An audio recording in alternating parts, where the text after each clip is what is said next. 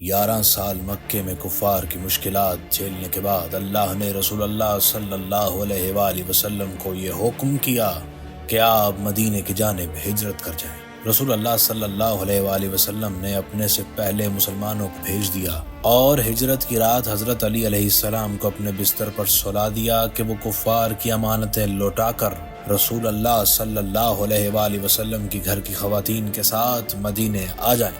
جب کفار کو یہ خبر ملی کہ رسول اکرم صلی اللہ علیہ وآلہ وسلم مدینے کی طرف جا رہے ہیں تو انہوں نے آپ کو رستے میں شہید کرنے کی ہر کوشش کی، مگر وہ ناکام رہے اور آخرکار رسول اکرم صلی اللہ علیہ وآلہ وسلم مدینے پہنچ گئے، اور ان کے بعد حضرت علی علیہ السلام بھی مدینے پہنچ گئے۔ مدینے میں رسول اکرم صلی اللہ علیہ وآلہ وسلم نے اسلام کی پہلی مسجد کو تعمیر کیا۔ وہاں کفار نے یہ منصوبہ بنایا کہ ابھی اسلام قوت بازو سے محروم ہے اور ابھی اسلام کے پاس لوگ تعداد میں کم ہیں، یہی موقع ہے کہ اسے خدا کے ماننے والے مذہب کو یہیں کچل دیا جائے۔ تو کفار 1000 کا لشکر لے کر مدینے کی طرف روانہ ہوئے۔ یہاں اللہ نے رسول اللہ پر وحی کی کہ جہاد کرو اور مسلمانوں کو لے کر میدان کی طرف بڑھو۔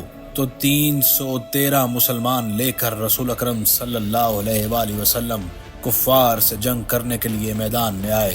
یہ مقام بدر کا مقام تھا، اسی لیے اس جنگ کو جنگ بدر کہا جاتا ہے۔ یہ در حقیقت اسلام کی سب سے پہلی لڑائی تھی جو کفار مکہ کے خلاف لڑی گئی۔ اس مختصر سی فوج میں حضرت علی علیہ السلام سب سے پیش تھے۔ بدر کے مقام پر دونوں لشکر ایک دوسرے کے آمنے سامنے آ گئے۔ اس وقت اکیلا سپاہی لڑنے کا رواج تھا۔ ہر فوج اپنے بہترین اور بہادر سپاہی دشمن سے شمشیر زنی کے لیے بھیجا کرتی تھی۔ کفار میں سے 3 بہادر جوان میدان میں نکلے اور للکار کر مسلمانوں کو اپنے 3 مجاہدین ان کے مقابلے بھیجنے کو کہا۔ یہاں سے 3 بہادر ان 3 کفار کے مقابلے پر نکلے تو قریش کہنے لگے، محمد یہ تو ہم جیسے ہیں، ہماری تلواریں ان کے خون کی پیاسی نہیں، محمد ہمارے مقابلے میں اپنے جیسے بھیج۔ تو رسول اکرم صلی اللہ علیہ وآلہ وسلم نے ان دشمنوں کے لیے اپنے 3 عزیز اختیار کیے۔ پہلے حضرت علی علیہ السلام، دوسرے حضرت حمزہ علیہ السلام اور تیسرے حضرت عبیدہ رضی اللہ عنہ منتخب ہوئے اور انہیں میدان جنگ میں بھیجا گیا۔ لڑائی شروع ہوئی، تلواریں چمکنے لگی۔ دونوں لشکر اپنے اپنے سپاہیوں پر نظریں جمائے تھے کہ بدر کی سرزمین نے کیا دیکھا کہ علی کی تلوار بجلی کی رفتار سے آئی اور دیکھتے ہی دیکھتے دشمن کو واصل جہنم کر دیا۔ پھر آپ عبیدہ کی مدد کے لیے بڑھے اور ان کے مد مقابل کو بھی ہلاک کر دیا، اور وہاں حضرت حمزہ علیہ السلام نے بھی ایک ہی بار میں اپنے دشمن کو زیر کر ڈالا۔ کفار کی فوج میں غصے کی لہر دوڑ گئی۔ ان کی ساری فوج نے اسلامی لشکر پر ایک دم حملہ کر دیا۔ گھمسان کا رن پڑا، کبھی حملہ میمنہ سے ہوتا، کبھی حملہ میسرہ سے ہوتا اور کبھی حملہ قلب لشکر سے کیا جاتا، مگر دیکھنے والوں نے کیا دیکھا کہ علی کی تلوار بجلی بن کر دائیں بائیں اور کبھی درمیان سے دشمنوں کو کاٹتی ہوئی چلی جا رہی ہے، اور ایک قطار میں سر ہیں جو ہوا میں اڑتے جا رہے ہیں۔ حضرت علی علیہ السلام نے کفار کو گاجر مولی کی طرح کاٹ دیا۔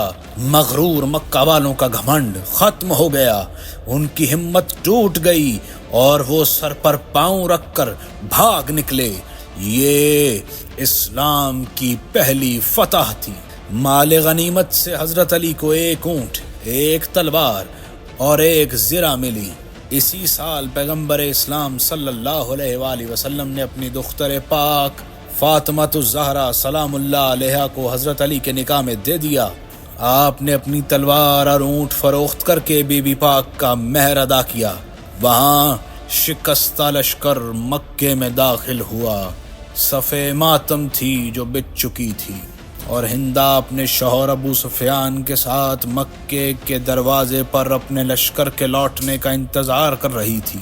اس نے پوچھا، میرے بھائی ولید کو کس نے مارا؟ تو کہنے والے نے کہا، علی نے۔ پھر دوسرے سے پوچھا، میرے بابا کو کس نے مارا؟ تو کہنے والے نے کہا، حمزہ نے۔ یہی وہ دن تھا کہ جب ہندا کے دل میں علی اور حمزہ کی دشمنی کا بیج پروان چڑھ کر پودا بننے لگا، اور اس نے یہ ٹھان لی کہ وہ لشکر لے کر دوبارہ حملہ کرے گی اور علی اور حمزہ کو لوہے کے چنے چبا دے گی۔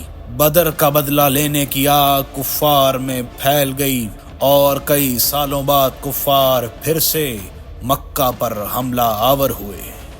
سامعین گرامی قدر، میری دعا ہے کہ اللہ ہمیں بھی جہاد اکبر یعنی اپنے نفس کے ساتھ جہاد کرنے کی توفیق عطا فرمائے۔ الہی آمین۔